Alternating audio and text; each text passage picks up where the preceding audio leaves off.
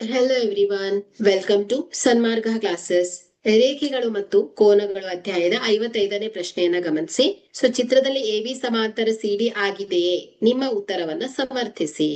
So ಇಲ್ಲಿ ನೋಡಿ, ಆ ಛೇದಕ ಒಂದೇ ಬದಿಯ ಆಂತರಿಕ ಕೋನ ಯಾವಾಗ್ಲೂ ಏನಾಗಿರ್ಬೇಕು ಹೇಳಿ, ಇವುಗಳ ಮೊತ್ತ 180 ಡಿಗ್ರಿ ಆಗಿರ್ಬೇಕು ಅಲ್ವಾ? ಸೊ ಹಾಗಾದ್ರೆ ಇಲ್ಲಿ 130 ಡಿಗ್ರಿ ಪ್ಲಸ್ 52 ಡಿಗ್ರಿ. ಸೊ ಒಂದೇ ಬದಿಯಲ್ಲಿರುವಂತಹ ಆಂತರಿಕ ಕೋನ ಇದೆರಡು.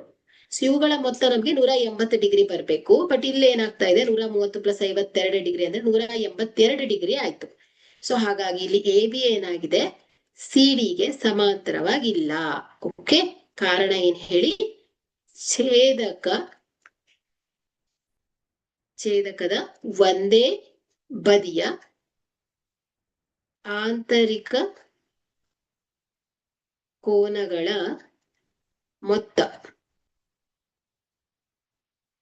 180 ಡಿಗ್ರಿಗೆ ಸಮ ಇಲ್ಲ ಅಲ್ವಾ? ಸಮವಿಲ್ಲ.